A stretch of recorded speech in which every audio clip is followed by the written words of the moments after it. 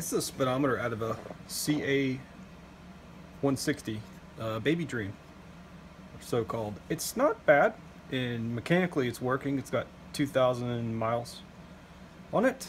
What I want to do is take it apart so I can roll it back and sell it for more money. I'm joking. Actually, all I want to do is just clean this face up in here. It's got funk in there, and I've got another one too that could use a cleaning inside. I've seen the decals for sale. Someone on the internet is selling new faceplates that you can stick onto here, so there's got to be a way in here. And looking at it, this piece is rolled over on the inside. Let's try to pry it with screwdrivers back. And just start to pry it and work it away.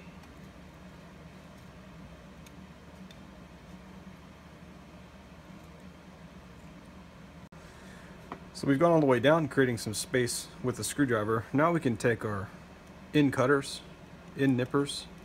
Now I'm holding a zip tie just to keep from scratching this chrome, and grabbing one side of the,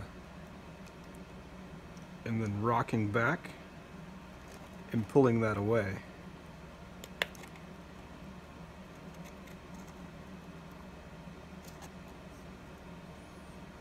Get in there. Do the same thing, and we'll do this all the way around. After getting three sides, the glass and everything, the bezel is starting to wiggle, so at any moment it'll probably pop off doing this last side.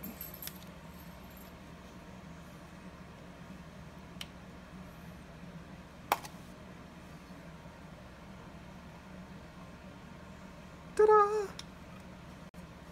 It's gonna start to dust here. Let's see, these are a little, let's make these bristles a little stiffer.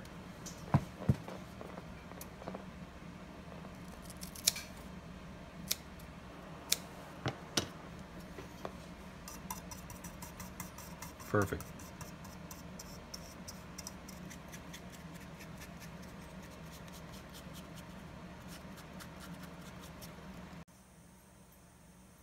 Pretty good. Let's go ahead, very light. Blow this out.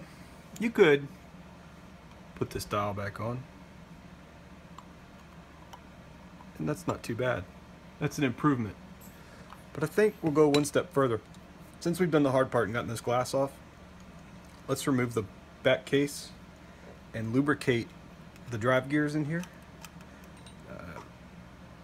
It might be 40 years before someone opens this again. Let's hope. So here we are, we have our exposed dial. Another good reason for taking that off. Now we can dust the whole tumbler, because I've seen before where you get a bike that's sun faded, like one of these smaller digits. You start riding the bike and you every mile you have to look at a nasty dial. It's just one of those things. This is the only thing you look at when you ride, really. Got some gun oil in this cap.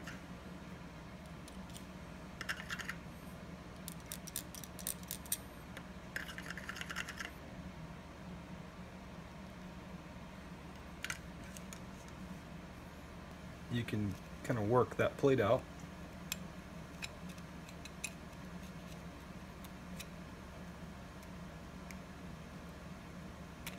And that sealant has crumbled. There's a nice piece of glass.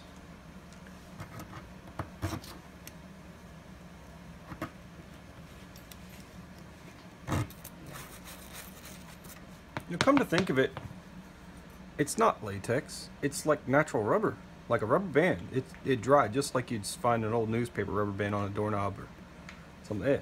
That's a weird, sure, a weird way to put it. What I'm going to do is use this modern 3M super silicone sealant. This is probably the greatest stuff I've ever used. This little bottle lasts forever, but it sticks to glass well. It takes a long time to cure, but that means it's good, right? Another option would be Lexel. You can find that. That's a good thing. We're going to fill this groove here.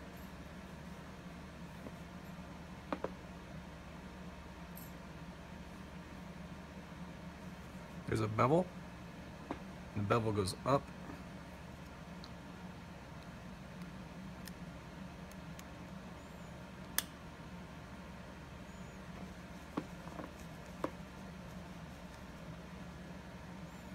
Put our gauges back in.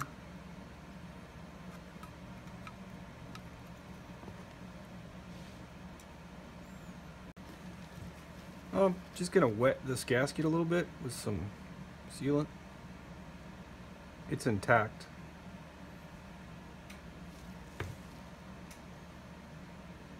This will be your last chance to get this clean.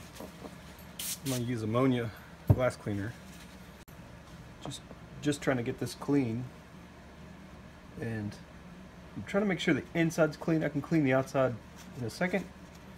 To make sure I'm going at a diagonal. So when I look through here, if any of the streaks go this way, I'll know it's on the inside. Fat end first.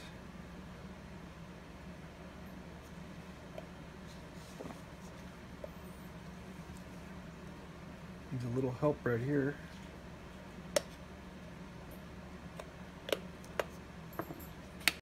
So now that's back, let's look in our toolbox for some pliers that don't have teeth on here or any kind of marks. Duckbill pliers would work. And we're pinching and rolling at the same time. And that's a good sign, a little silicone coming through there. And go to the other side.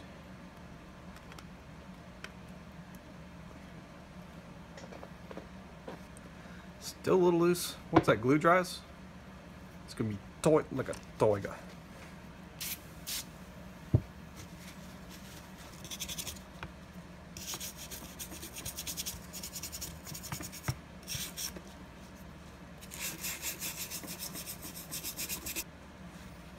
There you have it.